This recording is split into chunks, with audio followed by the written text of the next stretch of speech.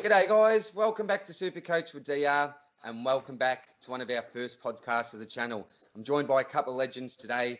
The first bloke I'll introduce is a man that's coming off 500 overall ranks. He's probably going to do that again this year, the way he's going as well. In my opinion, got the best Supercoach channel on YouTube and without doubt, Baz Linker's number one biggest fan. So welcome Jords from Supercoach. Jords, thanks for joining us, mate. Pleasure to be here. I am the number one fan of Baz Linker. That's the most important part that you got in. So very happy with that. You're having a decent season this year. Really excited to talk about Supercoach. A little bit about next year, a little bit more about finishing off this year. So, yeah, I can't wait to get stuck into it. Awesome, mate. No, wrap to have you on, mate. Yeah, as you said, having a terrific year so far, mate, and finishing strongly as well. The second man I'm joined by here is one of the up-and-coming Supercoach of YouTube, a man famous for his rookie reviews. I think in the pre-season they'll be pumping out some content in this bloke. Welcome, Spill Up from Supercoach Spills. Good on you, mate. Thanks for joining us. Cheers for the intro, mate. I think you got the famous part wrong. Don't know if I'm famously known for anything just yet with the lousy 250 subscribers, but you got to start somewhere. Yeah, I'll definitely pump out more of those videos over the off season. It's going to be pretty hard though without being no TAC Cup on, so it's just slightly difficult. But so we're just going to have to do some research. But yeah, thanks for having me on the channel. We'll do some more podcasts. Definitely throughout the season. We'll do a 2020 review or something like that. We'll get some stuff going. But yeah, it should be good. I'm keen to get into it.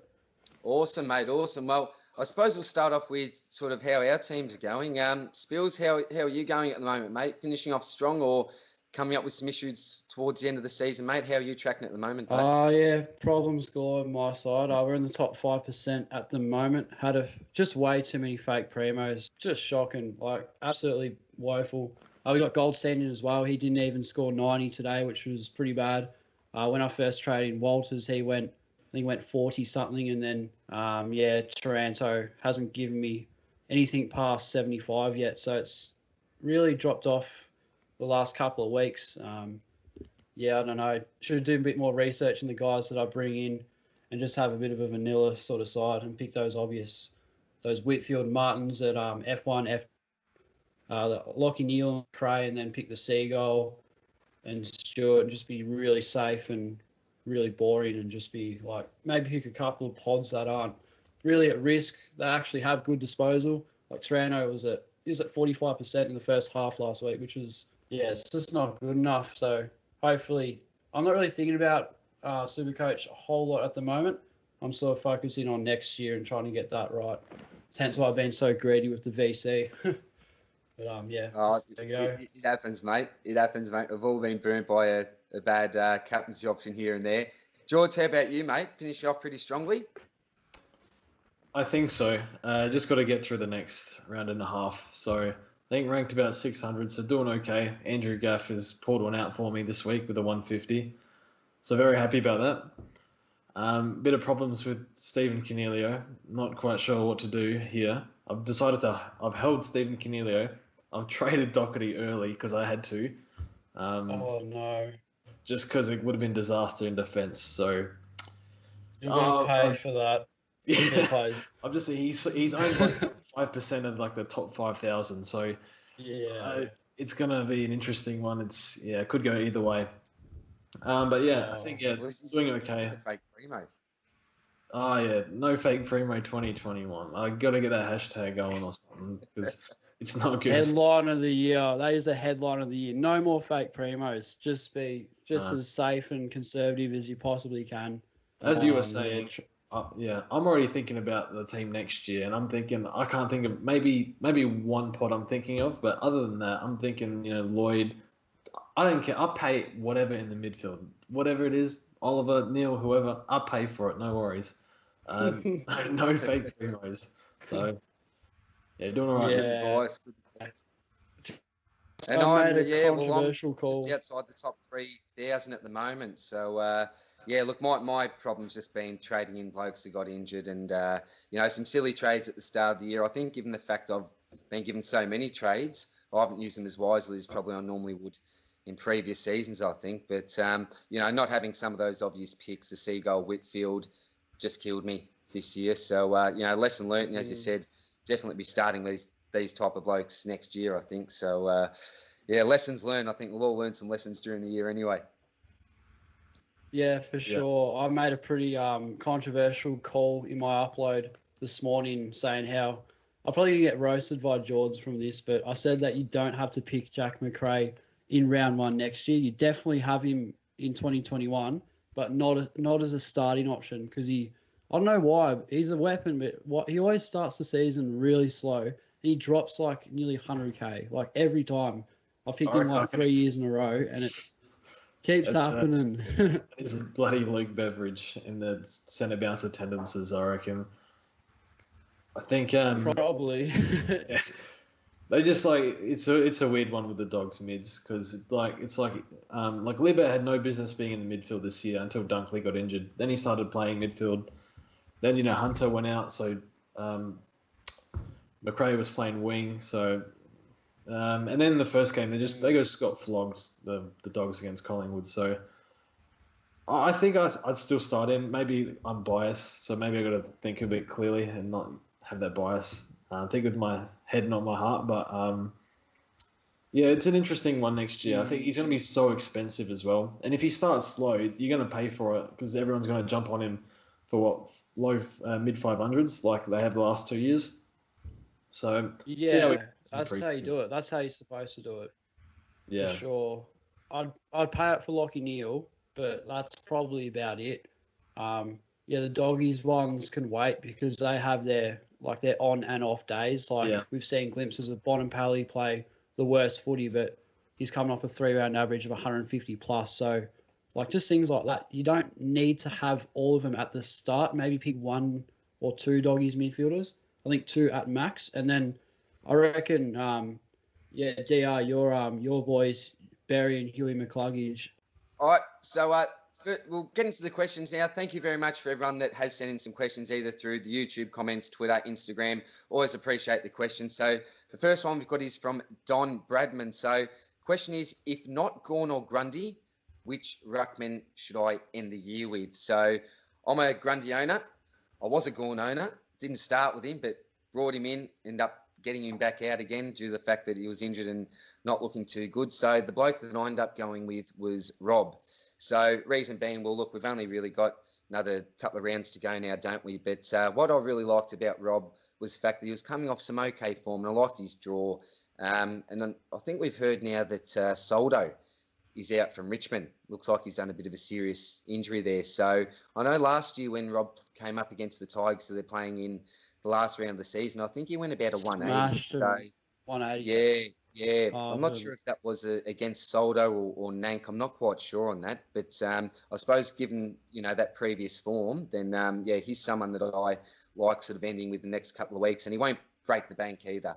But, yeah, look, I'd certainly advise if you can get Max Gawn in, then you can't fail with Gawn. But if it's not Gawn or Grundy, then for me it's probably Rob, I'd say, next. It has to be both of them. I reckon no marking around because I've had 5 ruckmen this year. I started with... Who did we start with? You Naismith? No, it wasn't Naismith. It was someone else. English. So we started with English. He burnt me, absolutely cooked me. And then we went Sam Jacobs, and I ranted on about his job security. Yeah, he's got good job security. Not really. Monthly keeps kicking him out of the side, so we had to get rid of him. And they went Pitnett, and then Gawn.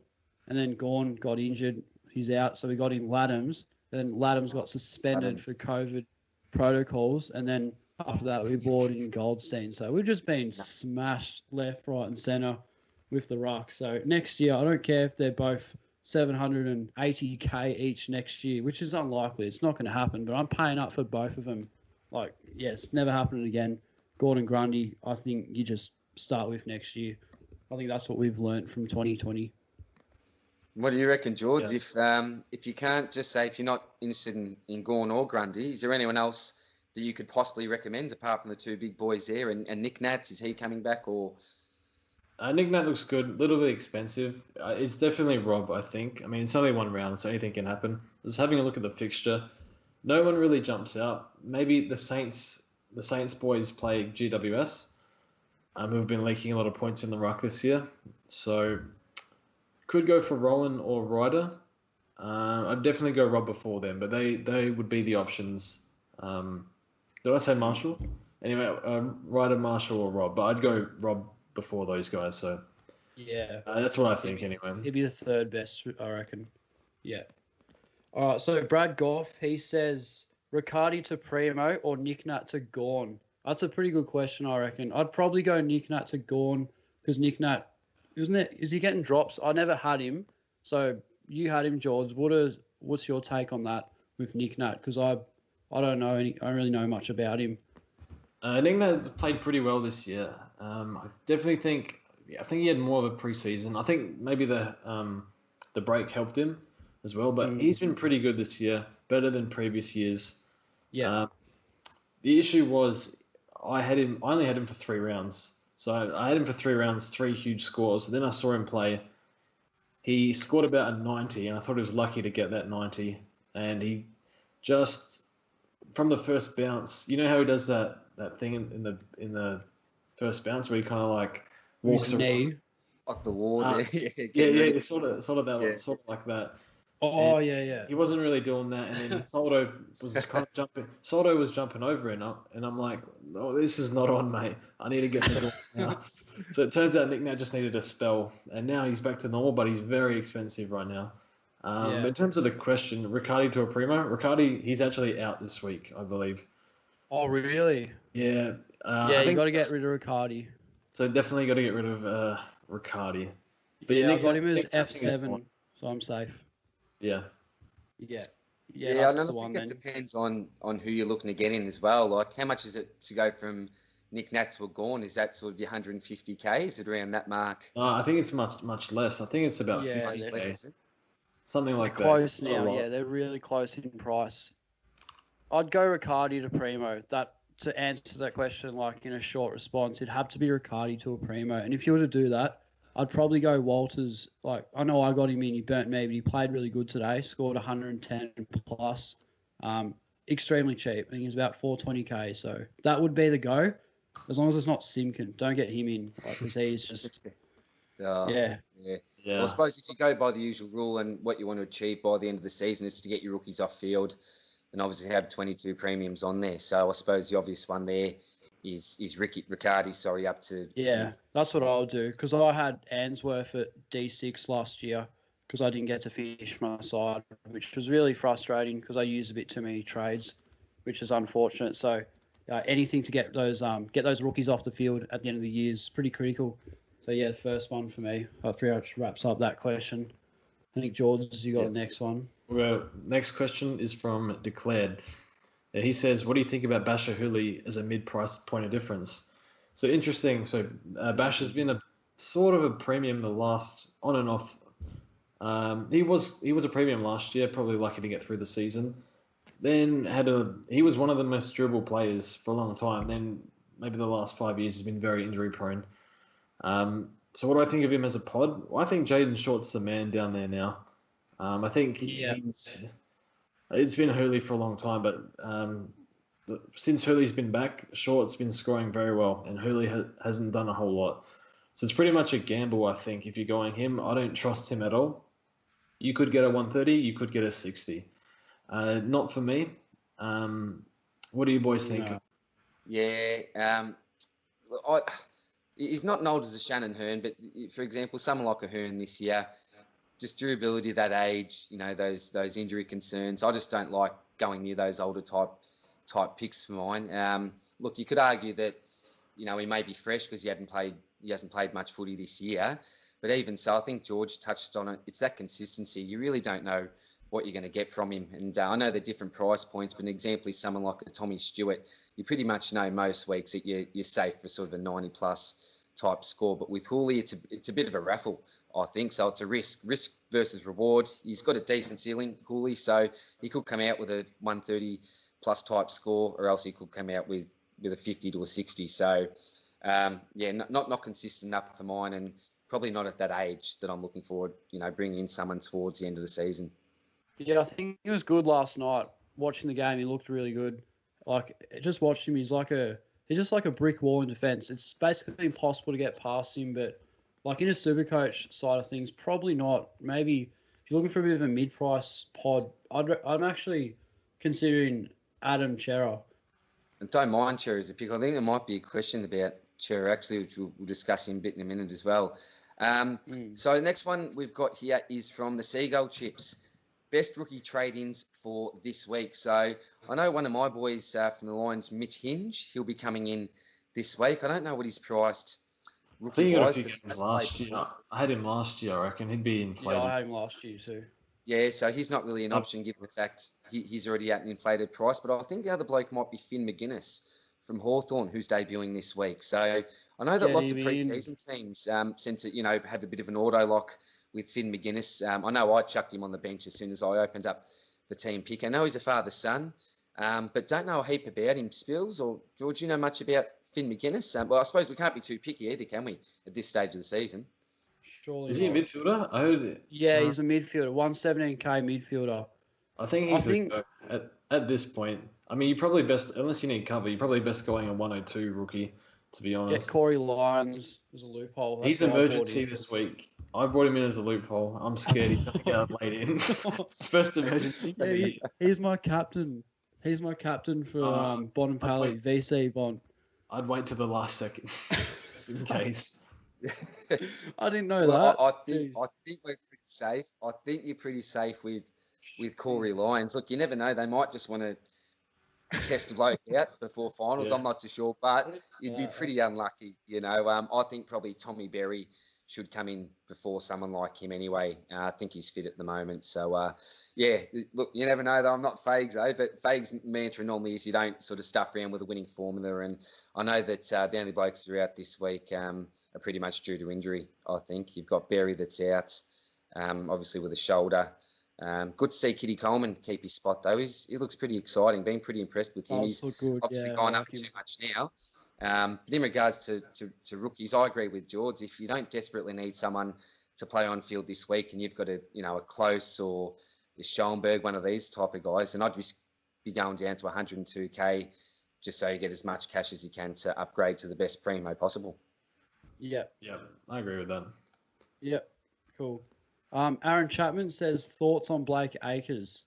Funny he says that because, he set the world on fire today. Just absolutely killed him. Great win. So I reckon I'll rate it. Don't know if we're too late for Aaron, because I know that he did have a negative break even going into this week as well. But look, he's just found the ball. The only sort of knock on his game, I'd say, is his disposal efficiency. So he didn't use the ball really well. Gave away a couple of free kicks at times. But look, I was really impressed with his game. He was able to find the pill, as I said, playing that wing role as well and getting involved as well. Pretty strong, big body. We really haven't seen any real consistent type of scoring patterns before from Acres. And even the start of this year, the few games that he played, nothing special. But he's come back for the last three and gone 100 plus 3 weeks in a row. He's the man in form, isn't he? So, I like him as a pick. If you've got, around that much to spend, obviously next week now, we'll be answering this, obviously after his game this week. Yeah, I like him as well. Actually, in 2018, when I started the YouTube channel, to be honest, I didn't research my plays enough. And I just looked at averages. Acres was averaging 100 in the first 6. I'm like, all right, bring him in. I didn't know his role, right? So he comes in and he starts rucking. And I'm like, what is going on? Richo, what are you doing rucking him, using him as a ruckman? Then he's the worst coach of all time, Richard. And then I'm like, I don't know what's going on. So he scored a 70. I'm a bit annoyed. So I was like, whatever. So then team sheets come out and it's got Acres in brackets, groin. I'm like, oh my God. So I've traded him in for a groin injury and a 70. So I'm spewing. So I didn't research his injury history because his injury history, it's terrible. It's not good. And at St Kilda, they started playing him forward because he has scored well as a wingman before, like in short patches, but he's just been injured. But they didn't use him properly. But now Freo are using him properly, playing really well, accumulating a lot on the wing. So great pickup, Dion. Really good. So you'd be stoked with that. And even in round 18, you might have to pay a bit more. I'd grab him if you could. Yeah, injury It prone was a as bit of like desperation as well. Just at his price, it was sort of, it came down to him, LDU and Wingard. And you just look in his last 2 weeks, the fact they were coming up against North, it really came down to probably, him or Wingard in the end. And I just couldn't bring myself to bring in Chad. He's burnt me a couple of times in my past and just couldn't, But given the fact he's playing midfield, maybe with Warplay out, could still be an okay selection at his price. But wrap with the Acres pick myself. Hopefully he can continue it, give me another 100 next week. It'd be really, really handy to end the season with. Yeah, he's not durable at all, Acres, but you'd have to be pretty stiff for him to, go down next week or something. Like, you'd expect it. Like, it's so possible, but you'd be the most unlucky person ever. So, yeah, I don't mind Acres. I think it's a good selection for sure. So the next question was best forward option under 400k. Now, I'm not sure Akers is still going to be under 400k, but he would be the guy if he is around the mark. How much is he? He's going to go up. So was he about 370 this week? Yeah, and he had a negative break even, I'm pretty sure. And if he's gone over the 100, I reckon he would be go up about 50k, I'd say, roughly around that mark. If he had a negative break even, he's gone to 113, was it? Or, yeah. So, yeah, it's a difficult question. I think Toby Green is about 420. Maybe Connor Rosie, who's come back in form. Now, those who traded in Connor Rosie would probably try and shoot me down here because he's spotted it up since round 3, I reckon. But Connor Rosie's playing in form. I don't think he's getting much mid-time. He's getting a few CBAs on the lower end, not much. But a guy with a high ceiling, and for under 400k, can't expect too much. So yeah, I think it's Connor Rosie. I know, Spills, you don't have a computer in front of you. You're on the 3G at the moment. I'm on the 3G hotspot. If I use my Supercoach on my phone, I will lose connection and the call will be over. Podcast over. So we've got to we're going old school. We're writing everything down. So I'll have your list of pod forward line players under 400k or 500k. What was that the question? Yeah, under 400. I don't know. I'll probably go Green, like, because he's a weapon. Like, some of the stuff he does on the footy oval is crazy. Like, he's reportable, injury prone, but same sort of case as Akers. It'd be pretty unlucky for him to fall down now with a round or two left. So, it's really sort of whoever at the moment. What do you reckon? I was close to picking up Green a couple of weeks ago. He did well. He was the week before last, played okay, but really disappointing against the Crows. I was actually looking to trade him in, given the fact that he was coming up against the Crows, and I thought that, he could score, maybe that 110 plus, maybe for lucky. But he was just really disappointing, wasn't he? But I suppose they were disappointing as a team, weren't they? We've got Cogs that's been dropped. Just wasn't great. Jords, as a Crow supporter, mate, would have been fantastic for you, mate, to see the boys get up and back in a little bit of form after a tough season, mate. But he does worry me slightly. As I said, Wingard, he might be playing through that midfield with Warplay out, but again, I couldn't recommend to get him. LDU played okay today, had a good start to the game, I think, playing on ball, but again, didn't score anything too significant towards the end of the week. So, probably it's hard to go past someone like a Green, isn't it, when you compare the other options that you've got? But I think at that price, whoever you go, it's going to be risky. I don't think there's any foolproof options when you've got that much to spend. If it's under 400k, I think whoever you get, it's going to be a bit of a gamble because they're under 400k for a reason. If they consistently scored well, we wouldn't find about that price. So it's a tough question, and I'd be looking at the fixture, who they're coming up against next week, looking at their opponents and maybe using that to base a decision off maybe. But tough question because I just don't think there's too many quality options available at that price.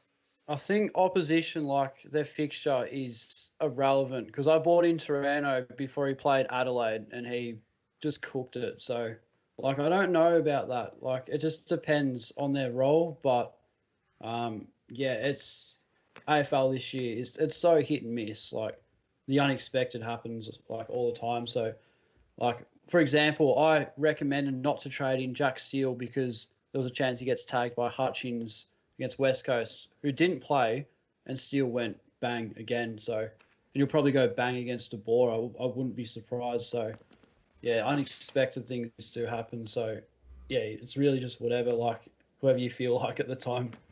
Actually, just quickly, I learned a harsh lesson last year. I traded out Tim Kelly thinking he had 2 tags coming up. And I think he scored 130. I remember that. And that's what I don't know if you watched. I traded in. And you traded out Heaney twice as well. Yeah. Because I watched you all last year. I don't reckon I missed a review because that's how I was getting into Supercoach and learning how to play properly.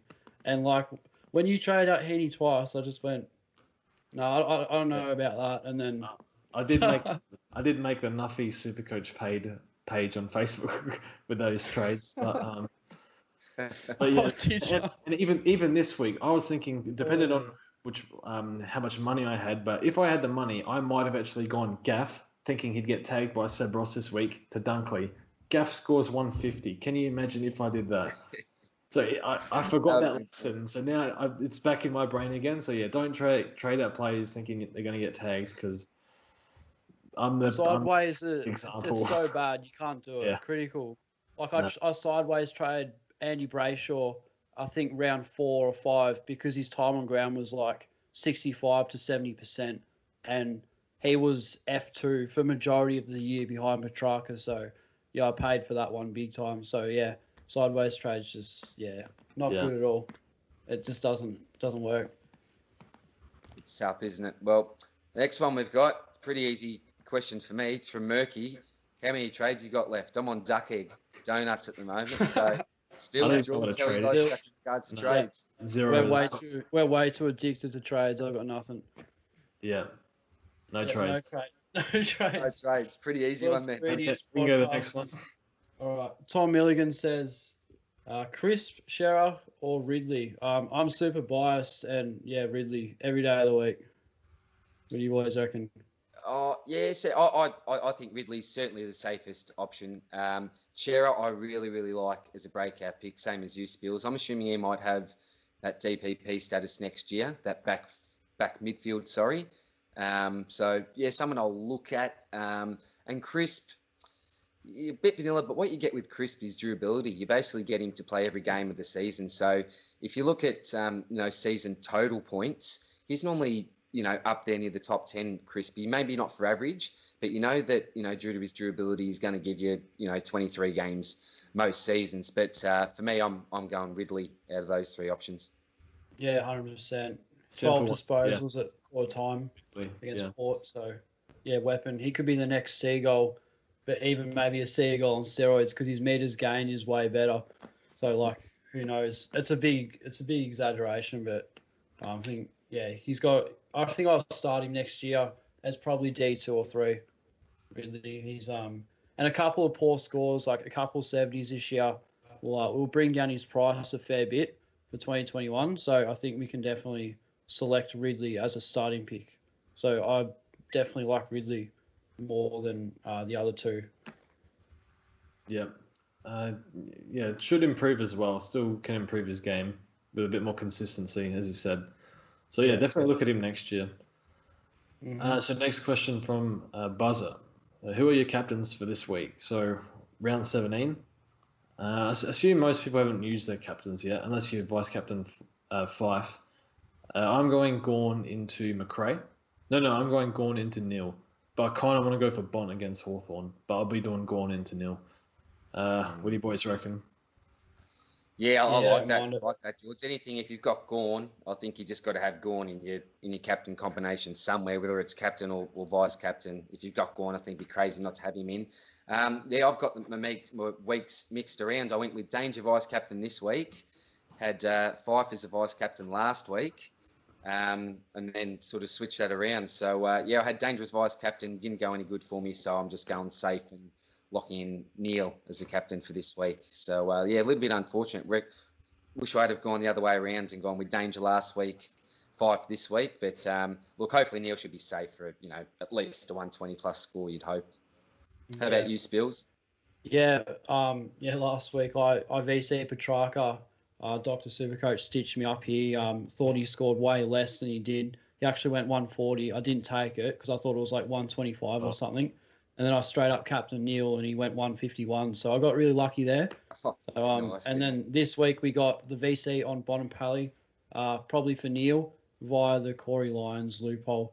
Who, obviously could be a possibility to play this week, which would be pretty rough, but hopefully he doesn't. I don't think he will. So it looks like we've all got the fullback on Lockie Neil then. Yeah, look, Yeah. you're safe, aren't you, with Neil, I think. All right, the next one. So I don't know who this question's from, actually, sorry, but Gawn and a speculative mid-pricer, or Goldie, Rob, and a 525k plus mid? What is the better combo? So Gawn and a bit of a raffle, or a Goldie, Rob? I don't know who you can get for 525 these days. Is there too much quality in the midfield at 525? Not a whole lot, I don't think. No, not really.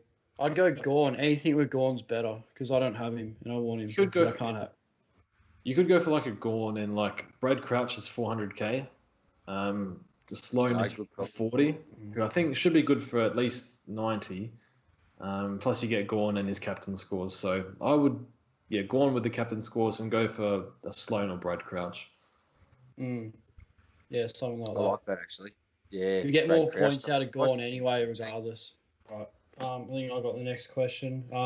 Baggers, he says, who was your surprise consistent scorer and season saver? Someone that surprised me, Ridley. I couldn't believe the form he was in when I got him in. He was just unbelievable. Couldn't stop firing the ball. Kicking efficiency was above 90% every week, and he was just outstanding. And my season saver, I don't know, probably Neil, but everyone's got Neil because probably Lloyd, because he was a bit of a pod because not everyone jumped on him. People went Ryan instead, who I think he served up a 60 or something like that. And Lloyd hasn't scored below 100 since round one against Adelaide, where he went 77. So ever since, I think Lloyd would have to be my season saver, but it could really be anyone because I've had a few good players coming in. What about you boys? Oh, mate, my season hasn't been saved whatsoever, so I don't know if I've got a season saver, but I suppose my most probably consistent scorer, and it wasn't a starting pick, but Tom Stewart, I think, has been really, really good for me in the back line after I've traded him in. I think he was coming off something like a 140 or something ridiculous, and only got me a 60-something in his first week. But then from then on, I don't think he's really gone below the ton. Maybe once, maybe twice at the most. But for me, he's probably been my most consistent scorer. In regards to surprises, I was very similar to you, Spills. I was almost getting rid of Brayshaw. But the only reason why I kept him, I remember that week I was planning on going Brayshaw with some DPP to Haynes. But given the fact that Fife was out, I thought I'll give him one more week just to see how he goes with Fife out of the side. And hopefully that time on ground can come up a little bit. So I gave him that week and then sort of haven't looked back after that week. And I think for about a good 6 or 7 weeks, he was ultra consistent. And then probably within the last month, I reckon he's sort of gone average score, gone back up, average, gone back up. So I lost that consistency a little bit. But I suppose for about a 6 or 7 week patch, he was really consistent for me, Brayshaw, personally. How about you, Jords? Consistent. I think probably Nick Haynes. I brought him in early, so it was a little bit risky, a little bit more speculative, but brought him in. It was the week Jeremy Howe went down, so I needed someone for 500k. Pops a 150 for me, and since then it's been pretty good. So good timing there. So Haynes, probably my most, maybe not consistent. That was probably something that saved because it was pretty risky. So if it went poorly, it could have been pretty bad. Another one, sorry to remind you of this one, but I had the choice between Simpkin and Petrarca to trade in, both for about 500k. If I went Simpkin, I wouldn't be anywhere near the rank I am now. So I went Petrarca, fortunately. It was 50. I think the reason was Petrarca had the buy in hand. That was the only reason. If Simpkin had the buy in hand, I would have gone Simpkin. So I had that choice, and that's, Petrarca's been killing it since Simpkin. Let's not forget, they both averaged 130 in the first, 4 rounds. So you could really flip a coin. And I did a player profile on Cement Bag, as soon as he went bang against the Crows in the Marsh, and I was absolutely obsessed with him. He hasn't left the side ever since, and Simpkin was, at the time, just had to get him in, but Yeah, ever since that ankle, it's just unlucky. Like, I reckon he's a good player. The ankle slowing him down, and his disposal's always been a bit sort of sketchy. If he can clean that up, he'll be a good player. What of it? Yeah. I don't Yeah, think I'll that's pick him ever again, though. No. Probably Yeah. not. Probably won't pick him again because he only had midfield status, and yeah, just no, wouldn't do it.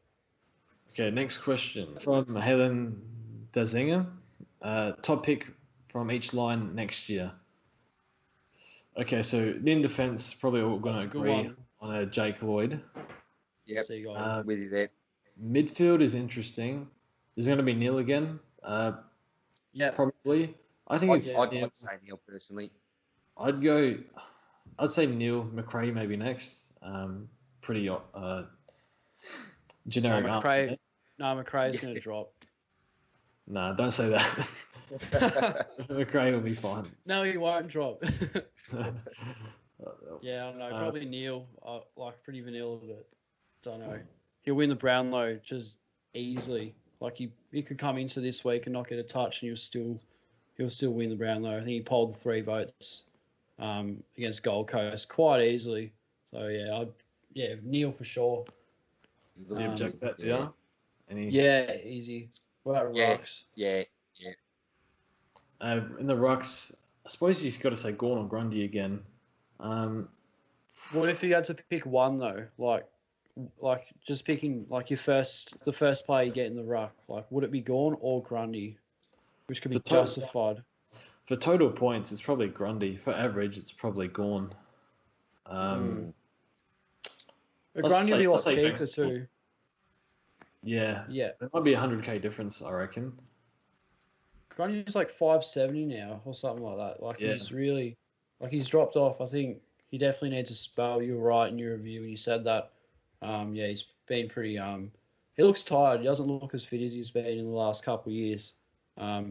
Maybe he hasn't adjusted to the hubbing or something like that. It could just be as simple as that. Gawn's a tricky one because his best is as good as anything we've ever seen in Supercoach, but his worst is like it's durability problems left, right, and centre, where he will just not get up for a couple of weeks. It happens every year. Like he misses a game or two, which is really annoying. So on durability, probably Grundy, but yeah, on as the actual. Yep. There'll have to be some pretty good value in the rucks for me not to start Gawn and Grundy next year. There'll have to be some pretty good value. I'm pretty much. Well, you can't lock anyone in now, but yeah, unless something presents itself, and I'm probably not expecting at this stage, I'm pretty sure I'll be locking in the big boys just to keep it safe. Because I went from Naismith to Pitney to Gawn to Laddens. I've just stuffed around. Yeah, it's never happening again. No. Yeah, so I just want to just set and forget this year, or next, sorry, and not worry too much about it. Hopefully you can get a decent R3 if there's someone that's looking to come through. But I suppose we'll just have to wait and see. But yeah, it's Gawn and Grundy for me in the rucks for sure. Yeah. The forward line will be interesting because we're going to lose Whitfield. Whitfield will go to defence next year. Yeah, I thought that. So we might get Dunkley depending on the next 2 games. And we should get Rowan Marshall. Rowan was a lifesaver. He was my best selection of 2019. Easy. Like he was a weapon. So I'd probably pick Rowan if he had forward status. Because all my players, you have to. All of my players they're all going to have midfield status next year. Mate, I don't know, Dusty, he might have forward status. I think Dusty. This could be interesting. But what about Fife? Because he's played a bit of forward. Do you reckon is he too good to get forward status? Like, how does that work? Like, it has to be the percentage of forward and midfield. I've seen. It's 33% forward. Yeah. Okay. So he spent a fair bit of time forward this year. I think he's a chance. But obviously I don't know the numbers. But he could be a chance to go forward. I would not start him as a forward. Because something always goes wrong with Fife every single year, without fail. Something goes wrong with him, and you pick him up after. You've got to kind of hold your horses a bit. Just he'll score 120, 130. Wait for something to go wrong, and jump back on.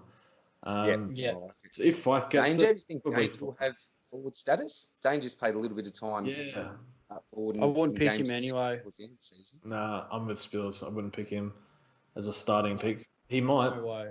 Yeah. He's probably going to be only a 110 guy from now on. Yeah, Yeah. he's peaked. I'd probably Suppose guess this look at still wrong. we got Petrarca. He won't have forward status. You think next year? Nah. Brayshaw. I He's doubt losing his it. forward Yeah. status. How about Lockie Whitfield? Do you think he's defender mid next year? He's got Mid-defender. to have DPP He's somewhere, pure doesn't defender next year. I think they. Pure defender. I think it was an article on it, and yeah, pure defender. Wow, he's played on the wing a lot this year, so that's a big surprise. That's maybe because he because played a lot of was defensive. out. He had to play defense a bit more. Yeah, okay. You All are? right, so next one's from Rod Todd. Who have you put on your Regular. never again list this year? Look, for There's me, so it's many. easy. The two peanuts from Port Adelaide. Big Laddams Mr. and Laddams. What a goose. Seriously. Mr. COVID. Just killed me, One of those blokes. He was a real pod selection. So I'll go a little bit different. Allow me, maybe if he doesn't work out, to be able to do some DPP in my forward line. Had a decent game, his first game they got him in. But we all know what bloody happened, don't we, with this guy? So, no, never again. He's on the DH list for me. Laddams. Houston, he was a really disappointing pick. He was one of my biggest breakout contenders at the start of the season. And I sort of raved a little bit about him, in the preseason. He's going into the midfield. This will happen, that will happen.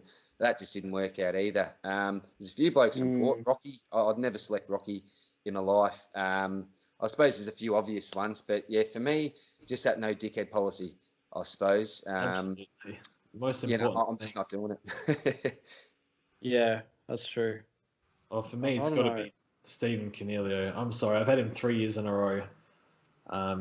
This third year in a row I've had Cornelio, and last year I copped his 0. The year before he was cheap, so it wasn't too bad. And this year I don't even want to talk about it. So Cornelio, never again. Walters is on my never again list after 2018. 2019 Yeah. All Australian, unbelievable pick, but yeah, didn't really work out the never again list there. Yeah. But yeah, Walters and Cogs for me. It's still Walters. I'm still upset of 2 years ago. So Is that when he got suspended or something, mate? He got rubbed out. I held him through two injuries, and then he got suspended in the buys, and I'm like, are you kidding me? Yeah. So Yeah. Jesus. yeah, wasn't happy with that. So Yeah, that's Walters dirty. and Cogs for me. Yeah, I've actually never had Cornelio in my side ever before, so yeah, Must that feel makes me feel better about that. No, my never again would have to be Jack Viney quite comfortably. You could say all the rucks like bloody Baggett, Pitnet, Jacobs, Yeah. Big Sauce. He's not coming in. Laddams, no, but you're never going to pick them anymore anyway because we're going to go Gorn and Grundy. So the obvious one would have to be Viney. Now completely sucked into the West Coast game in round 1, 186. Yeah, you beauty, and then round 2, 86. So 100-point difference. He fell off, and ever since then, I think maybe 5 scores over 100. So, yeah, probably wouldn't pick him ever again. And his age and his disposal. So, yeah, that's a pretty confident never again list for me. So, yeah, pretty easy with that one. Crash Dummy, he says, best starting pick from the team you support. Pretty interesting question. Another easy one for me because there's only one, Ridley. Because I'm an Essence supporter. Yeah, I don't pick Essence players in my Supercoach. Yeah, I'm not that silly. So yeah, probably have to be Ridley quite easily. Too, mate. There's Draper, Yeah, but he doesn't really count. Neal. I'll throw Lockie Neal's in, but the man I want to throw out there is Jared Lyons. Not Lockie Neal's a really obvious one, but Lyons has really surprised me. I know it was in the preseason spills, you did a bit of a pod video on a few pods maybe to look at, and Jared Lyons was someone that you mentioned, mate. But sort of what put me off was last year. I think he opened the season with about a 50 to 60 average over the first month, and that sort of put me off a little bit there. But I'll tell you what, since he's come from the Suns, for free, mind you, magnificent from a Brisbane Lions supporter's perspective, but he's killed it, mate. He's just been so consistent, clearance king, tough, kicks goals as well, impacts the scoreboard. So, yeah, Lockie Neal's the obvious one from the Lions, but just give Jared Lyons a big shout out as well. Yeah, for sure. He actually Jords. had... Oh, sorry, Jords. I was just going to say, I got to apologise. I remember you messaging me on Instagram about Jared Lyons, and I reckon I said no. Yeah, he did, you mate. Because So he sorry. actually he went 5 scores over 130 after the buys last year, and I think I did about 2 videos on him, and I went, yeah, he'll be a super pod only in 1% of sides. Like, how good's this guy? And I had none of it. the reason you said that, yeah, that sort of put me off. But I actually watched him in a preseason game. It wasn't the Marsh series; it was just a hit out between the Suns and the Lions, and that was when I went to Metricon and met Charlie Cameron and all that. And he didn't really look that good. He looked a little bit sloppy. He wasn't moving around that well, but probably wasn't really trying. So that sort of put me off him a little bit. So I didn't select him, and I kind of really do wish I did, because my gut feeling was, yeah, this is my pod. This is what's going to make this channel grow. I'm going to absolutely nail it. And yeah, I didn't start him, and yeah, he's killing it. He's nearly 600k. So yeah, I'm spewing about that. Pretty ordinary there. He's been unreal pick. I'm a Crows man, so it's been an interesting year for the Crows. Best pick, I guess, it must be Laird. Oh, it's probably Matt Crouch right now. Matt Crouch was dropped, but he's, I think, 5-run average of nearly 140, 150. So ridiculous stuff. Right at the top of the list for that. But yeah, since Laird's moved into the midfield, I was concerned about him. He was coming off the bench. I thought he was going to get dropped, and then moved to the midfield. And yeah, he's been really good. Scored that 180, and probably the main reason why the Crows have won a game, I think. And just the intensity he brings to the midfield. We're getting flogged in clearances every game. So you'd probably Laird for the Crows as the best pick. Do you think, Jords, he plays mid again next year, Jords, or do you think he goes back to defence? What's your gut feel on that one, mate? That's a good question. So I've watched an interview with him.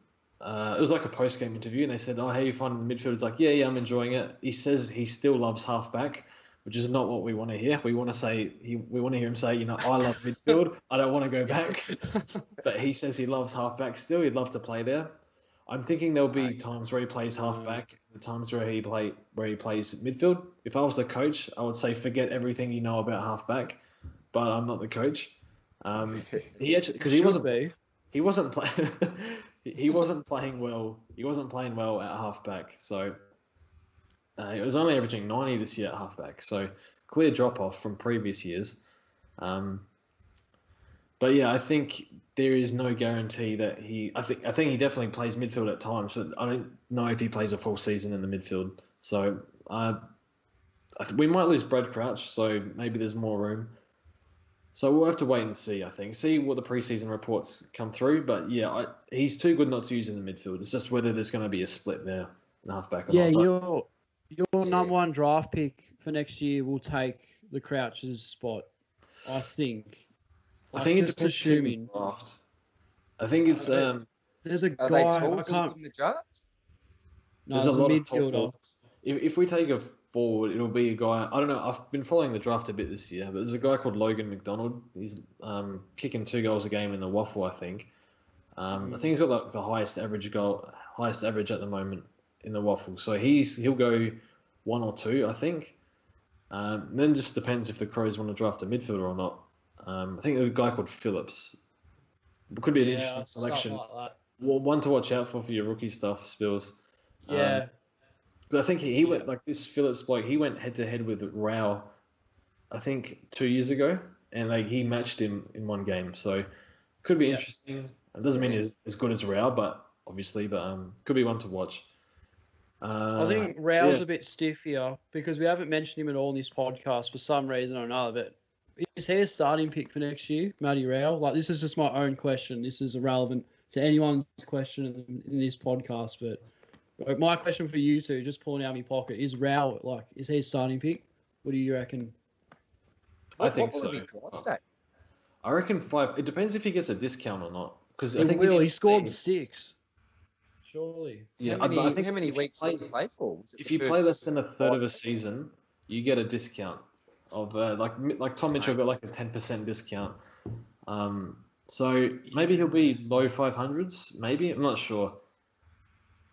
The way he was down against Geelong, which was maybe I think it was round 6 or something.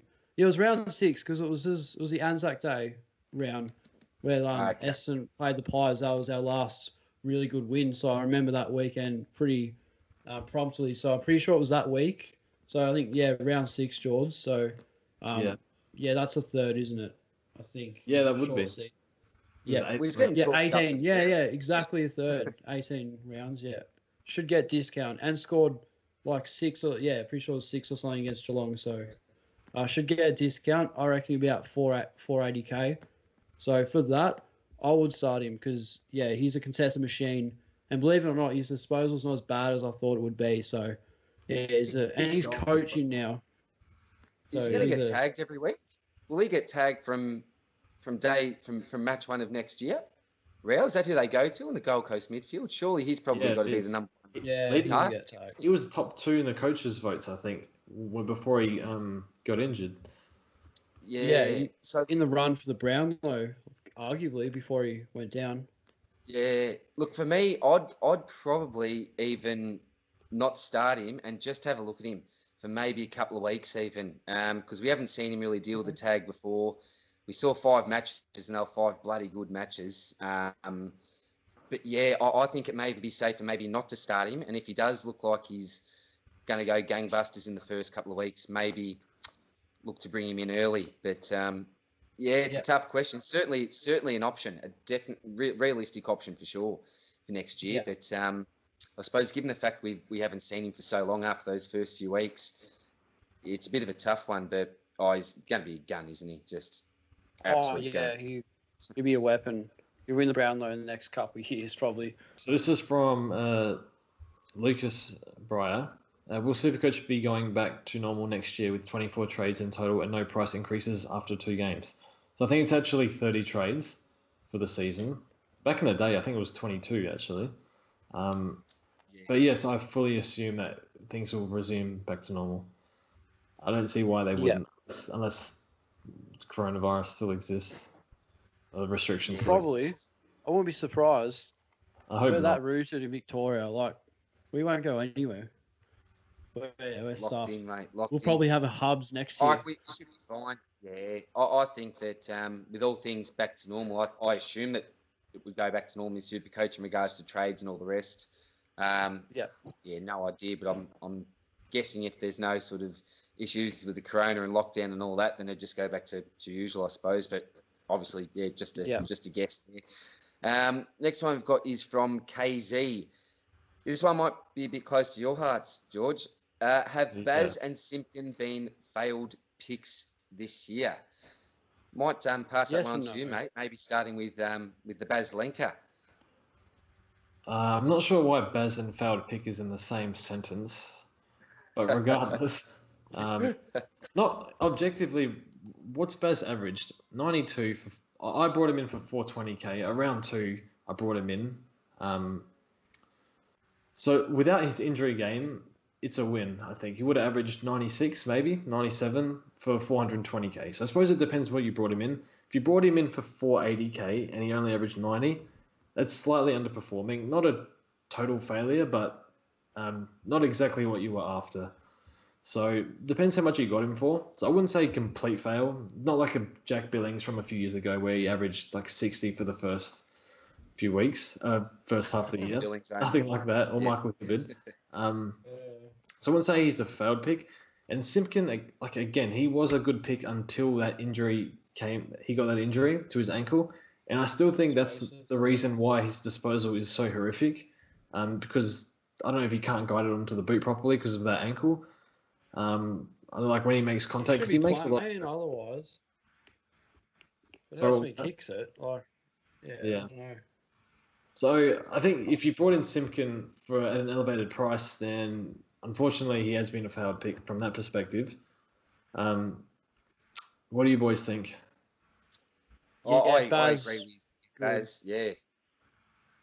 No, I love Baz. Even though 90, mid-90s, it's not really acceptable. But the pleasure of having Baz in your side is you get to have him in your team and watch him play, and you get to watch the big luscious Basilenka mullet flying around the wind.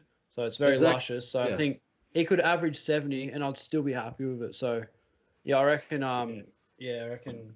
KZ's put a curse on him there. I'm not sure about that one. I don't think any disrespect to Baslenka is acceptable. And while we're on the topic of Baz Jords, I reckon you should definitely buy that hoodie. And I found on the Carlton draft, he actually made a stubby holder, the exact same, and I bought it. I think it was like $15 or something. So that's on the way now. So next podcast, we're gonna have a beer, and I'll have that Baslenka stubby holder with a nice luscious VB in it, which will be good. You can either keep it. I was going to say, you can either keep it and feel great about yourself, or you can sell it for a few grand in a few years when he's the best a few grand of all time. So I definitely will get that jersey. It'll come 100%. So it'll probably cost you like $60 or $70. It won't be that cheap, but you pay for what you get, and you're paying for the quality. I think I'll cry when Baz cuts his hair. Yeah. Oh. You sent me a photo. He doesn't want to get rid of it. Spills, and it looked like he'd shaved his hair. Not shaved it, sorry, cut his hair. I thought he actually did, but yeah, he's just put it over to the side or something. Hit it well. I think they edited it or something like that. Maybe. I think we're safe for a few years. He doesn't want to get rid of it, so until that day, we can enjoy. Well, I think just to add on Simpkin, I think it's when you brought him in. I think it's very hard when you ask, someone being a failed starting pick. Remember, when it's from when you bring someone in. So it doesn't matter if someone's averaged 150 before you've brought them in. You don't get those points, obviously. So I think it's personal sort of situation. Baz for me, in a personal situation, was a little bit of a fail for me. And that was just due to, I suppose, some predictions that I made. I thought that Baz could go pretty similar to Whitfield in regards to average. So rather than jump on Whitfield, I thought that I'll wait a little bit longer for Baz and jump on Baz instead. So that was just a bad call from me, from my end. So certainly not a failed pick, but yeah, I sort of did decide to go Baz over Whitfield, which has really hurt me in the end, but still, I did the same thing. I did the same thing, but I don't know why, but I'd still rather Baz. That's weird. Just to say, even though Whitfield has been like just an absolute weapon, I'd still have Baz just because it's Baz.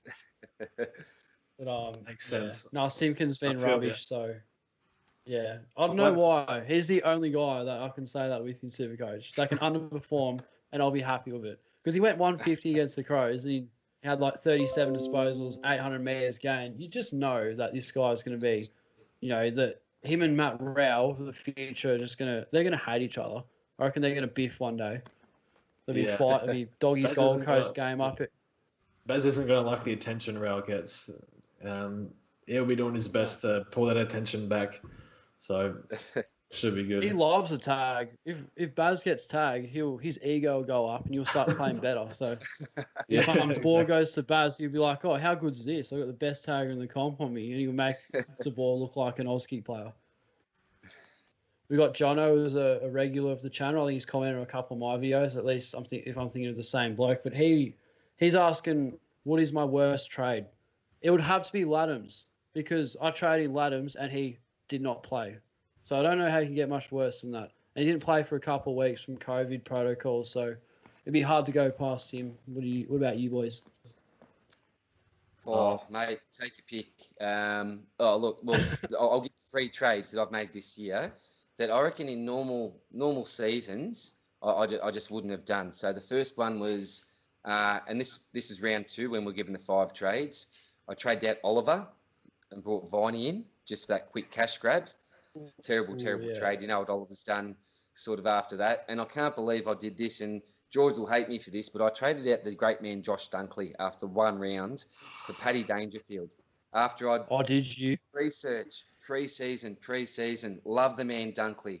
Professional. I know Jords loves him as well. Probably a bigger fan than me. I can't believe I did it. The reason, what got me going was Dangers... And you've said as well, Spills, I don't care too much about the draw or where they're playing, but given the fact that Danger was going to spend, I think it was 3 or 4 weeks down at Cardinia Park, I thought, with his average that he's got there, I went back on previous scores and I'm just seeing big hundreds. Yeah. And I just thought, I need to get him in, and I didn't want to get rid of Neil, couldn't get rid of McRae. Ideally would have done it for Cripps in the end, but I ended up keeping on to Cripps as well. So, they're 2 terrible trades. And the same. End up going with Gawn to Adams as well, which is just bloody terrible. So they're my 3 bad ones. I'm embarrassed to actually say it out loud, to be quite honest. Yeah, it's ironic that you trade out Dunkley in round 2 because I actually VC'd him in round 2. I went, this guy's a competitor and he's going to respond. And he went, I think 135, and I took it. So I deserve that. no, he didn't. He wasn't the VC. He was my actual captain because he played on the Sunday. So yeah, I actually captained him after he scored like 70. Went, no, he'll be looking at that Supercoach score just going, no, never again. And he only had to trade him because he got injured from the syndesmosis, which is unfortunate. But yeah, no, I love Dunkley. So yeah. Sorry, Jords, I sort of interrupted you there. Just quickly, I did captain Dunkley for that 70, but moving on from that, You did too. I was depressed that whole weekend. My entire season is out the window. I've lost 100 points because Grundy scored 180 English. So that's fine. What's the question? Worst trades. Worst trade. There's two very clear ones for me that come to mind. First one is Jackson Haitley. I brought Jackson Haitley in, paid an extra 150k, traded Darcy Cameron to Jackson Haitley, fielded him for 3 weeks, made about 5k, and then got dropped. So I was the only person in the Southern Hemisphere to bring in Haitley, only person to even talk about him, and unfortunately he didn't do me anything. But hopefully he comes to the Crows. I like Haitley though. I didn't mind that. Like I could see the logic, and I thought, yeah, Haitley, like he could be anything, but I don't know. Giants have just been that bad, and because his 3-run average, if you include preseason, he scored a 120, a 90, and a 108. So I'm thinking, and then I bought into some hype into an article like, oh, Haitley's been training over the COVID break, and Canilo's like, oh, he's an absolute animal in the gym. You should see Haitley. And there was a picture of Haitley doing boxing. It looked exactly like Ivan Drago. So I was like, I don't know if you've seen it. I was like, oh my god, I gotta get this man in, and then he scored me about 150 points over 3 weeks, and just that trade right now, I'd love it. So I could trade out the other guy I traded in. So my other bad trade, Stephen Canelio, 550k I paid for him, and he's dropped 100k and averaged about mid-70s for me. So yeah, no more GWS players for me that I'm going to trade. Toronto, yeah. Yeah. I'm sorry to keep referencing my video, but I did a video saying you're going to skyrocket if you bring in Taranto and Canelio, and it's been the worst video I've ever done in my life. Are you going to delete it, or are you just going to leave it just for the banter? I think I'll keep it up for now, but yeah. Well, I'm Taranto. He's number 2 on the list. Yeah, it's like on the stock market. Just before Hawkins went nuts, I had the trap symbol on him. Said, don't go near this bloke. He's an absolute trap. And he's absolutely killed it. He's scored about 40 this week anyway. So you never know. You know, like back-to-back 160s or something rubbish like that. So, yeah, he's a weapon. He deserves to win the goal kicking this year, big Tom Hawk. Hopefully he can bring the Cats to a flag, because I'm sick of Richmond winning, so that'd be good to see. I think they'll respond, Fonz. Sorry, DR, to you boys, but looking for a Geelong. I'll take it, mate. Geelong victory. Bucky O'Hare, what did you find toughest about this year in regards to playing Supercoach? For me, this year was easy because we had 37 trades. So as someone who trades a lot, I was forgiven for some of them because of extra trades. I think obviously I didn't fall for a few things. Like I didn't bring in Wingard. I was 5 seconds away from bringing him in, and so I got a little bit lucky there. But I think probably it's just fortunately I've finished uni, so I got a bit more time. But I can imagine you, DR, being a teacher. I don't know how you keep up with games every week and how you pump out the stock market videos, which I don't know how long they take. Just don't spend time with the family, mate. Yeah.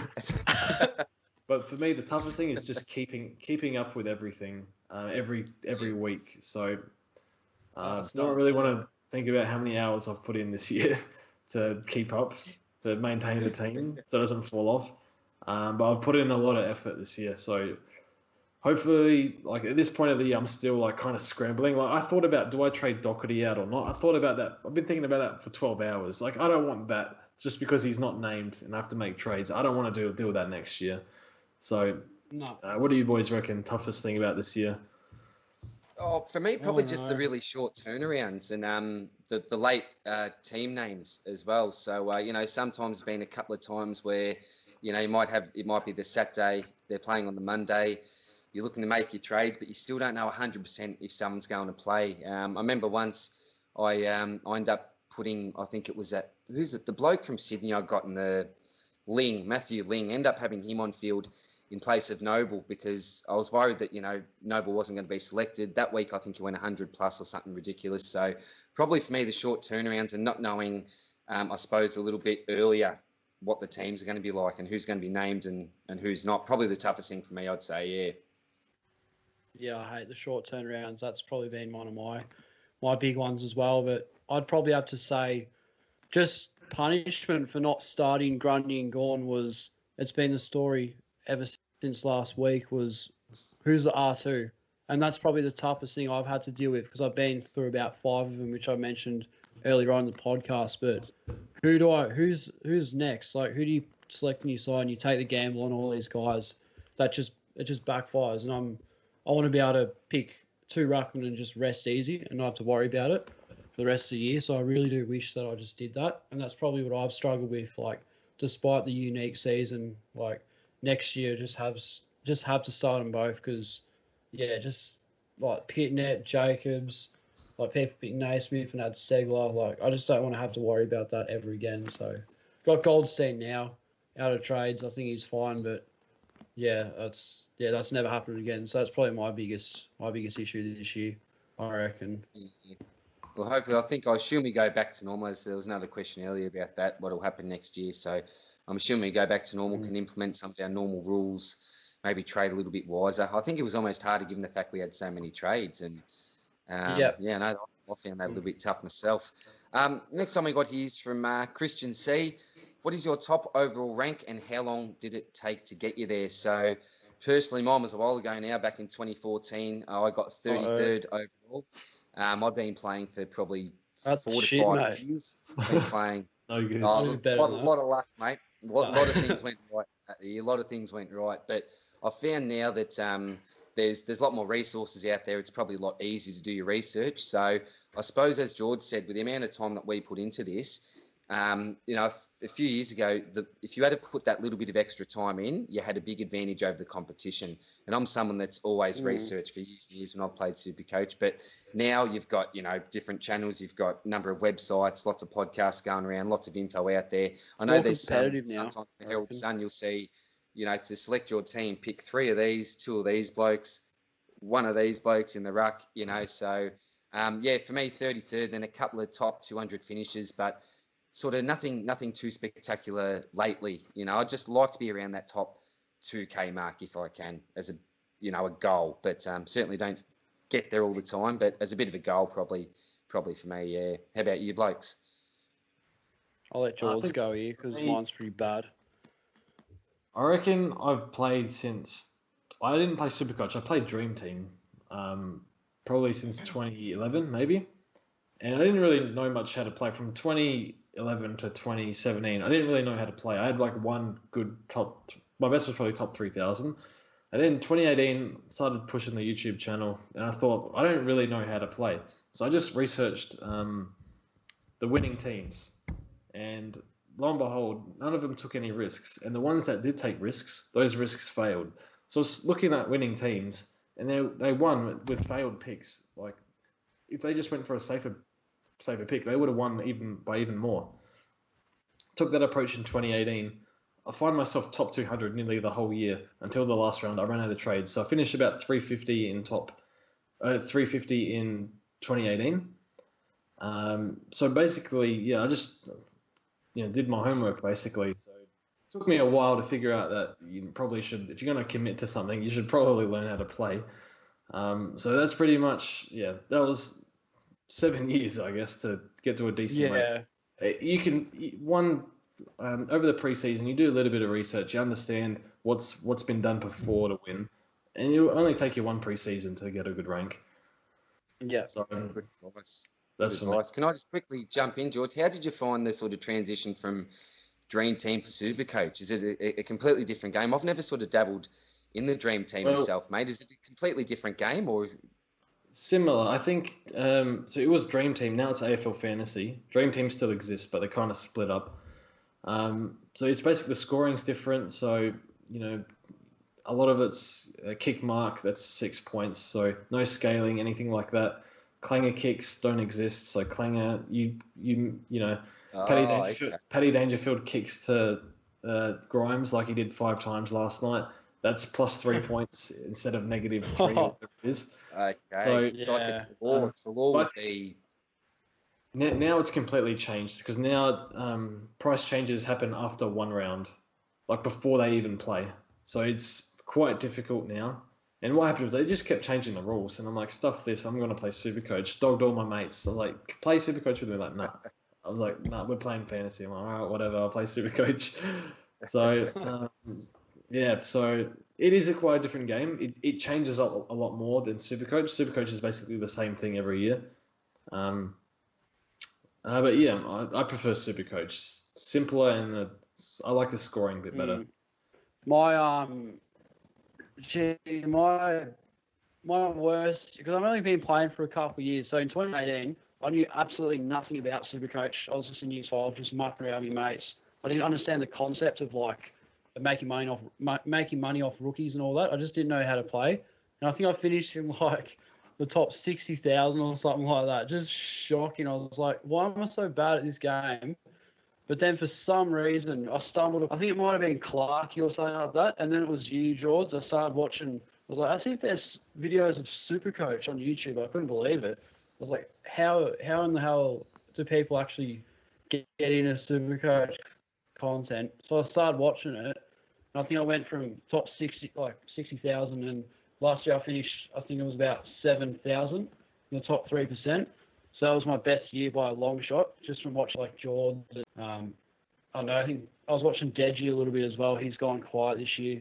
I'm not sure what he's doing. And I don't know. And then at the moment this year, I'm in the, I think, top 8,000. So I don't know. I haven't really had a good year yet, like a really good one, but I haven't really been playing for a long time. This is my proper Supercoach, really. So it's kind of hard to tell at this point. But, yeah, nothing compared to you boys. Nothing in the top 1,000. Hopefully that day can come soon, though. Mate, next year's the year, mate. Next year's the year. Jared Lyons next year, and I'll get you there. That's it. Yeah, I'll pick Jared Lyons next year, and I'll pay up for him.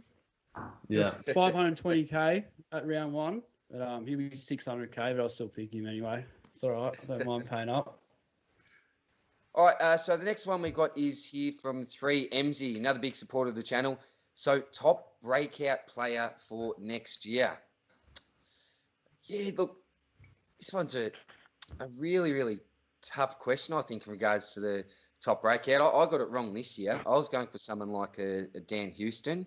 I thought Brayshaw was one of my breakout contenders. He's worked out pretty well. But, look, for me, I really like Adam Chera. I think he's an absolute gun. I think that given the fact that he's spending a little bit more time in the midfield, you got blokes like Mundy that are getting older, although Mundy's been in great form last month. He's been terrific in there. But I think someone like Mundy goes. Playing Chera in there might allow someone like a Walters maybe to move forward a little bit more. But I suppose people already argue that maybe he's broken out this year. I don't know if he's a true breakout player after his form this year. How about you blokes? You got any sort of sneaky options that maybe not too many people are looking at or thinking about? I've got a left field option. I reckon McGrath looks really good, despite his injury. He had about 13 disposals in the third quarter against Hawthorn, where we just turned up and just killed him. And, yeah, he was definitely the best man on the ground. So I'd probably go him, I reckon. Or McCluggage. I like McCluggage and Berry as well. For me, it's quite difficult to pick breakout picks, and I think we need more info in the preseason. So I think if we look at the past few years, a lot of the guys that have had that they take more responsibility in the midfield or intercept defender that have been high draft picks. So we're looking at Petrarca, Brayshaw this year. Baz, I suppose, has been okay. He's broken out to some extent. So I'm trying to think of somebody. So next year, I did think about LDU, but then I remembered he plays for North, so I don't want to pick him. No. I'm thinking Jack Lukosius because he was a Yeah, super I like high that. pick. Yeah, I like that. That's a good Second one. half of the year's been better. He did score 35 last week, but before that, he's dropped a few 130s.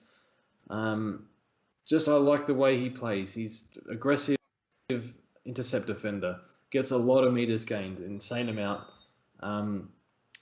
So I do like him. Reads the play really well, and he did have 9 clangers last week. But other than that, his kicking has been phenomenal this year. So Yeah, never 9 mucks around clangers. with the footy. Jeez. That's surprising. Yeah. Lukosius have 9 5 clangers. at That's just quarter not something time. you'd expect with Lukosius. He's a brilliant user, same as Ridley. So, Yeah, yes. I tweeted about him last week at quarter time. He's negative 12 points. I gave away a free kick with 5 clangers. So yeah, I sort of licked my lips for 2021. Maybe a player that I might pick is maybe D3 or D4 because he's a beauty. I like him. Yeah, that's a good one by you, Yeah, Jords. good Yeah, thoughts. good one.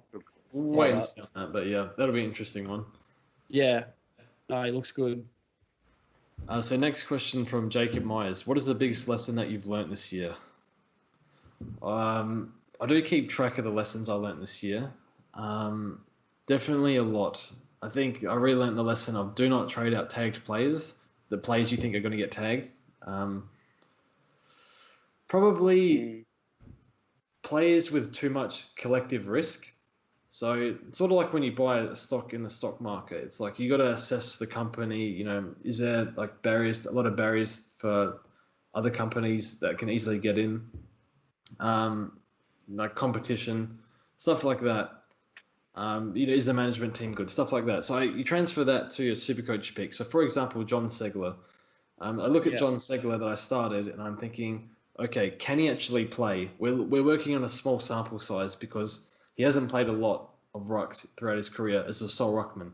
So we had a small sample size, so he averaged 95 for 5 games. Can he play ruck? Maybe. Is he going to hold that ruck spot?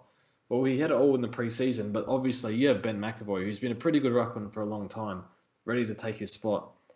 Also, he's had these injuries over the years. I think he had an ACL as well, maybe 2-3 years ago. I could be wrong there. Long-term injury. And then Soft again, tissue. yeah, and then he's not. I severely doubt he's going to play forward, but there was always the chance if guys like Patton, who's injury prone, he could maybe play a little bit forward. And if they split the rucks with McAvoy and Segler. So as I've said, there's 5 different things that could go wrong with this pick. Why am I starting him? Yeah. So, probably don't pick players with 5 different risks that could stuff up with him later down the track. He lasted about 5 rounds, so I don't know why. I wasn't surprised looking back. I was more surprised, like, what are you doing picking this guy? So that's probably my biggest lesson. Don't pick players with that much risk attached to them. Yeah. Yeah, every day of the week. Advice. And I was with Jords as well. I was a Segler, and I think I messaged Jords and said, "What do I do with this bloke? Just get rid of him." Jords said, "Yeah, just get rid of him. Time to let him go." So I thought, "Off you go, son." I forget who I brought in, to be quite honest, but would have been better than Segler. Would have worked out better than Segler. I can tell you that much.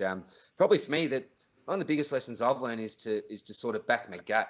I did again. I messaged Jords. I often message Jords for some advice here and there. And it was a week before Rory Laird got his 180. I said to Jords, you think he's going to be playing midfield? And Jords said, yeah, I think he's going to be a pretty solid pick. And I just thought, look, I'll just see one more week. But should have trusted the gut, and I missed out on that big 180 score, unfortunately. And I would have got the big O in at the right time when he was hitting form. I thought, given the fact that Martin's out, Smith is out, he's coming into that number 1 ruck. But again, I'll look pretty stupid if someone like a Big Go doesn't work out. So for me, one of the biggest lessons, and look, my gut's not right all the time, but I found that more times this year than not, it probably would have been. So, from now on, I'm going to try to maybe not listen to so much of the noise and just back in my own judgment and research, I think. Yeah, that back your gut sort of thing links up to the whole Jared Lyons pod over the preseason. That was my gut. I didn't go for it, and that backfired. So, yeah, definitely all over it there. Mine, for me, there's a few of them. You probably, as you set and forget with the rucks, don't bring in players with low time on ground. and bad disposal efficiency. The list goes on, but I think the biggest one that I learned is no French players. Never again. Not happening. No way. No way. Not happening. No. They're so rude. All of them. Well, I'm actually only the good ones mates. I've met. Sorry. I get carried away. Sorry. But I love that. I like that, Spills. Even if his tattoo happens to be good, I'm still not going to pick him. Like, 'cause I don't mind a tattoo. If he's a French bloke with a bloody nice sleeve, like really beautifully done, still not picking him. So, I think you're not going to like this, you know. but your man, the number one pick, has a French heritage. Big Andrew McGrath. He actually does look French, doesn't he? Like his face. He looks like he's French. I don't know. He does, yeah. So, I think, there you go. Not picking him. We'll pick McCluggage. So, in summary, no French people. No French people. I don't care. Coronavirus, pandemic, lockdown, player hubs. We've learnt so much this year, but I think what we can all take out of it is, no French players. No baguettes. No croissants, no baguettes, none of it. No croissants. No. No French. Nick ta mère. Not a bad accent. You guys don't know what that means. I'm probably not allowed to say that on air. The video get taken down. But anyway, I won't get into that. Yeah. George, did you want to go with the next two? Was it, mate? Or Oh yeah, I'll go with them. Yeah. So 1-300 Warrior. Which Premier do you think will be DPP more so mid forward than anything else? So who might get DPPs next year?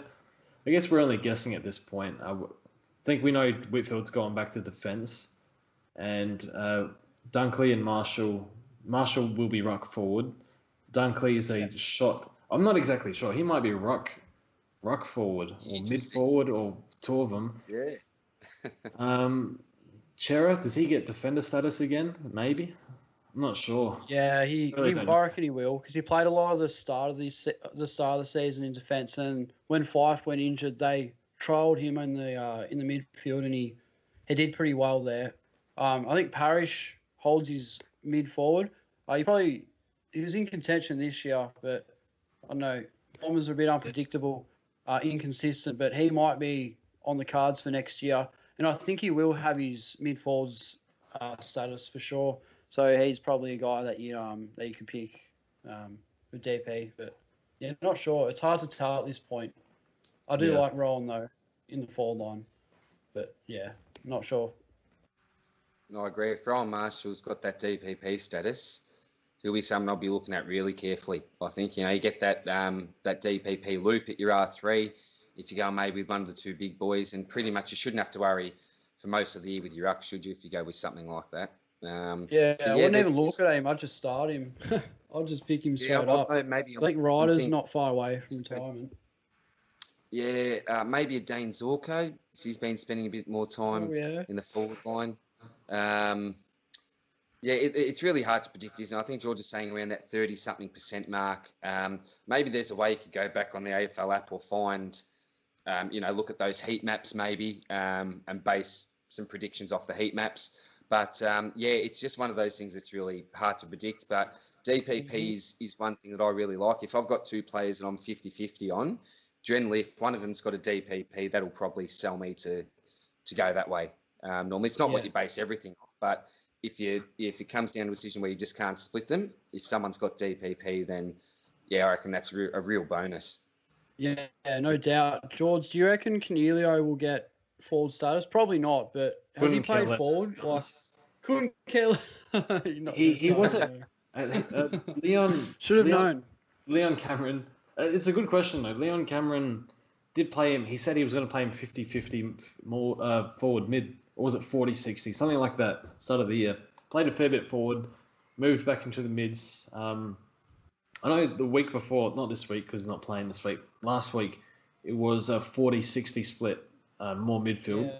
I think he's a shot. It's not a bad shout. For me, he'd be, dare I say, an upgrade target. I don't even want to consider him, to be honest. We know he's better than this. It could be the captaincy. Yeah. For me, if he gets forward status, I wouldn't start him. I think a decent upgrade target. But I've just taken him off your never again list, though. Surely. I've done the dirty there. I don't know. Be a tough one. Probably not because I don't know. There's better options. There'll be like other blokes that we don't like think of that just come out of nowhere. Like, he's very capable. It's just you just never know. His best is the best. His worst is just the worst. Yeah. Yeah. So I think we got one more question here. Yeah. So next, going on for a while. That's right. Last one. Do we? This is from Raz. Do we pick all three of Clary, McRae, and Neil next year, or save the cash? So Clary, McRae. So yeah, Oliver, McRae, Neil. Probably Neil is going to be 760. McRae high 600s. Clary high 600s. Can we fit all three in the same midfield? No, I don't think so. Ideally, you'd love to. I suppose the only issue, if I look at my side, if I'm starting the Seagull, for example, I'm going the two big boys in the ruck. Well, look, what are we paying for Seagull? High 600s, probably mid 600s for Seagull. 650. Yeah. I suppose it depends on my other starting picks, but if I am starting with the two big boys in the ruck, Seagull, and I go with the big three in the midfield, I may have to compromise in other areas, maybe go for one of those more mid-price forwards. I'm not too sure, but look, ideally I'd love to, but probably realistically I'd be looking to start probably two out of the three with most likely Neil and McRae. I'm a big fan of McRae. Just if you look at his last two seasons, look at his average, you just, and he's had a bit of a quiet patch this year as well. But generally, you look back at his scoring history and he doesn't let you down too often. But I suppose with anyone that you're going to spend, around that 700K mark on at the start of the year, they're always going to come down at some stage. Yeah. So it's a given that they're going to come down at some stage. It's just, are you prepared to miss out on, that predicted high average until they come down? I suppose that's the question. For me, probably two out of the three. What do you think, Jords? I'm thinking two. I think I could go three. In previous years, I've said don't spend too much in the midfield, otherwise it's going to hurt other areas, which is true. But what's happened previously is I've gone for risky picks, which have cost me trades anyway. So when you pay for these guys, they're not going to leave your team. They're going to be your top 8 midfielders, and they might provide captain scores. Obviously, you get them cheaper at some point. So it really depends on how I feel about the rest of my team. If I feel like I have to take too many risks because of them, I will cut one of them. Otherwise, I'm going to start McRae. One of my favourite players. I love the Dogs mids. Can't get enough of Dogs. I've watched more Dogs games than Crows games, believe it or not. But so I'll be starting McRae, and then Neil's an interesting one because is he going to back up this year? Is he going to go 130 this year? Because he went 120 last year. Big ask, isn't it? I'd pick one of them, because you got to weigh up your options. Obviously, you got Lloyd in the back line. You got the two rucks, and you're probably paying up for Rowan in the forward line. We saw a couple of years ago before Titch went down with a broken leg, but he was 700K along with McRae, and having them both in the side on the off season, it just looked wrong. There's no way that you're going to pay nearly 700K for those two, and then you're Gordon and Grundy. So it's really tough to you're going to have 12 primos if you do that. So I reckon pick one and then do a lot of value, guys who've had pretty good second half of the years, or there'll be a few others. I think Bonapali will be a good one because he'll be discounted a bit from his first month or two of footy at the start of the year, and he's absolutely killed it now. So I'd pick blokes like that instead, and pick Neil or pick McRae and then upgrade targets sort of thing. But that's just me anyway. I could be wrong there. I think it's just where you use your money. It's how you spend your money elsewhere. Yeah. If you could go from someone if you had started with maybe a cheaper premium mid and maybe started with a Howe instead of a Dylan Robertson, for example, you'd be probably absolutely laughing, although Howe went down. But, yeah, a lot of it just depends on how you spend it elsewhere. if you're just going to go for maybe those, just get a couple of high price rookies instead of those 117 to 123, unless they're absolute quality, I'd be trying to get maybe some of those cheaper rookies that are looking okay and maybe just be really safe with one of those sort of uber primos. But just depends. Yeah, no doubt. Well, I think that's sort of all the questions we've got here, guys. Is there anything else that you want to sort of bring up, discuss? Any last words of wisdom before we let you go for the night? Not really. No, I'm sort of super coached out a bit at the moment. I finished my side. No trades left. I've had enough. I'm just looking at next year now. Probably do a bit of research in the next couple of weeks when I get kicked out of the finals and the leagues, because I doubt I'll win any. But once that happens and I sort of know where I stand on the rankings, I'll probably just forget all about it. So, if it was a mid-season podcast, I'd probably have 5-6 questions weighed up to ask you guys. But at the moment, probably not, in all honesty. But yeah, don't know, not sure. Nah, all good, mate. Don't think I have anything else to add. Good chat with you guys, and thoroughly enjoyed it talking Supercoach. Definitely keen for. I'm already thinking about next year. I don't know about you guys, but I can't. Sure. Yeah. So we'll all get together and do podcasts through next year for sure, like off season. Like DR and I, we're going to get the the Supercoach sword play podcast going on, like that logo and all that. We'll get that happening. I reckon will be pretty cool. And just do our sort of like pre-season podcasts, like mid-season, like sort of just get a bit of content going for all the viewers that seem to get around the potties, which is pretty good. A bit like Jords and Enno's Supercoach Take, which is a massive hit. Like, I don't think I missed an episode of it, so they're pretty good. Yeah, I do. It's only been one episode in the past 2 months, so you have. Yeah, like even like last year though, like I think you had about 3 or 4 of them last year, and I tuned into all of them, which was pretty good. And you had like your teams displayed on the YouTube, like thumbnail and or like the video, which is pretty cool. So I don't mind that. So hopefully, hopefully you get a couple of podcasts with Enno. I think Enno's still keen. We'll see how we go, but I will definitely do some pre-season stuff. It can be a bit hard to line up doing stuff during the week, but probably more on my end. But Enno's pretty good, so I'll see how we go there. We always crossover podcasts as well. I'm happy to join you blokes whenever. Yeah, should be good. Yeah, that'd be good. Yeah, I'd be keen for that every day of the week. Sweet. Awesome. Well, thank you very much for joining me then, legends. As I said, always love talking Supercoach, particularly the YouTube blokes. So one more week. Well, we've got, I suppose, half this week, another week and a half to go. So all the best with the trades. Good luck with those primo injuries.